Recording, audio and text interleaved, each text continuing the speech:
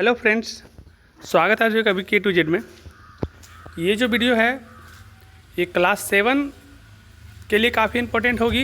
अर्धवार्षिक परीक्षा जो आपका 18 तारीख से शुरू हो रहा है, तो आप ध्यान से इस वीडियो को सुनिए और पेन कॉपी निकाल के नोट भी करिए। और कोई भी तरह का डाउट या समस्या रह जाए तो आप हमसे क्लास में या फ़ोन पे भी क्लियर कर सकते हैं। तो हम शुरू करने जा रहे हैं नए राज्य एवं राजाओं का उदय। सबसे पहले जोड़ा बनाने के लिए अगर आपको आता है तो दिया रहेगा कि सोमनाथ। तो सोमनाथ जो है ना, ये गुजरात में पड़ता है, ठीक है। यहाँ एक मंदिर था और इसको मोहम्मद गजनवी ने बहुत बार लूटा भी है। उसके बाद पाल वंश, तो पाल वंश होगा बंगाल। गोपाल जो थे वो लोगों द्वारा चयनित शासक। और कन्नौज जो थे वो त्रिपक्षीय संघर्ष। तो कन्नौज में लिखिए, आप सर्किल करें, उधर ले आके मिलाएंगे त्रिपक्षीय संघर्ष में। और मध्य भारत गुर्जर प्रतिहार में जाके इसको मिला देंगे। तो ये मिलान करने वाला था, इसको मिला लीजिएगा अपना बुक में भी और कॉपी में भी। उसके बाद दक्षिण के प्रमुख राज कौन कौन से हैं उसको लिखना था।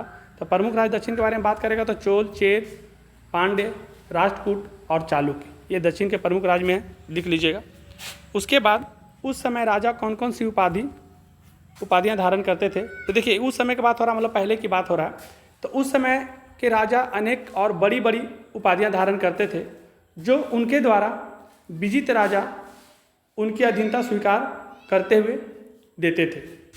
होता था क्या, जैसे महाराजा धीराज, परम भट्टारक परमेश्वर, त्रिभुवन चक्रवर्तनी आदि, ये सब उस समय के बड़े बड़े उपाधियाँ धारण करने वाले राजा थे।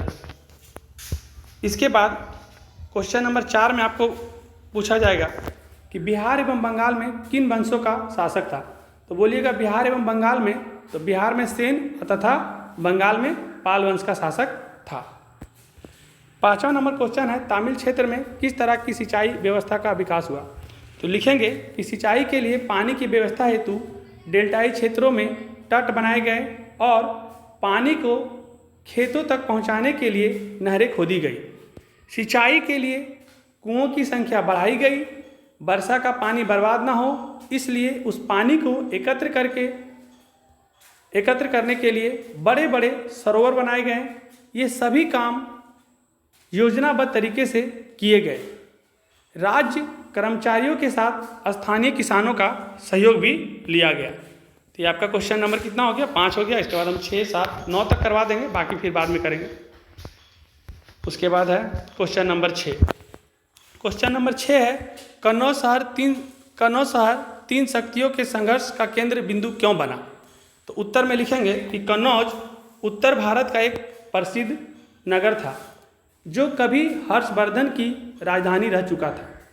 इस नगर पर अधिकार का तात्पर्य था कि वहाँ शासक गंगा यमुना दोआब के उपजाऊ मैदान पर अधिकार कर लेता था। वो गंगा जमुना के बीच में जो दोआब है ना, मतलब दो नदी के बीच का जो भूमि है वो काफ़ी उपजाऊ होता है, तो उसी पर अधिकार करने के लिए लड़ाई होता था।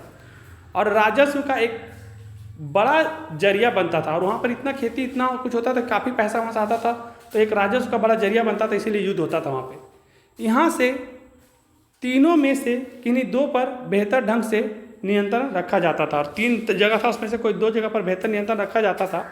कन्नौज गंगा के किनारे अवस्थित था, अतः वहाँ से अधिक व्यापारिक कर वसूले जाने की आशा थी। इन्हीं कारणों से कन्नौज गुर्जर प्रतिहार, राष्ट्रकूट और पाल, ये तीनों का केंद्र बिंदु बन गया। ये तीनों शक्तियाँ लड़ते लड़ते पस्त हो गई और तीनों के राज्य समाप्त हो गए। तो ये आपका 6 नंबर हो गया। उसके बाद 7 में आते हैं, कुल 9 तक जाएंगे। उसके बाद फिर बचेगा तो बाद में करेंगे या क्लासरूम में करवा देंगे। 7वां नंबर क्वेश्चन है कि महमूद गजनवी अपने विजय अभियान में क्यों सफल रहा।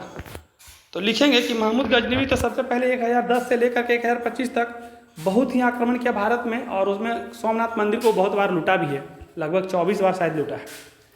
तो महमूद गजनवी 1010 से लेकर 1025 के बीच अपने विजय अभियानों में ही लूट अभियानों को अपनाया।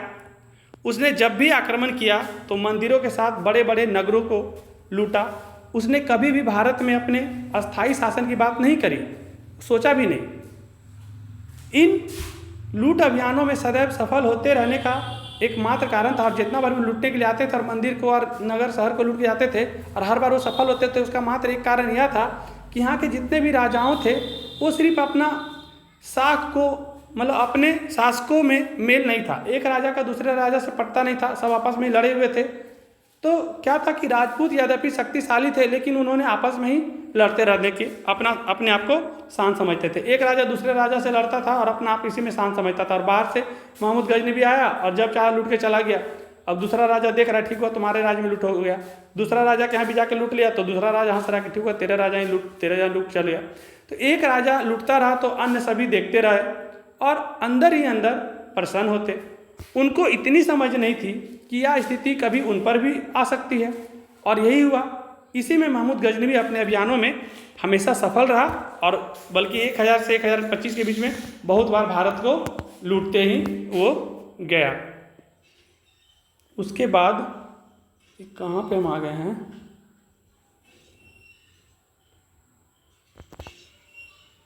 लाइन पे ही रहेंगे यहाँ तक में। अच्छा ठीक है, इस वीडियो का अब यहाँ रोकते हैं। इसके बाद जो क्वेश्चन बचेगा उसके बाद हम आपको बता देंगे। अभी इतना अपलोड कर डाउनलोड कर दीजिए।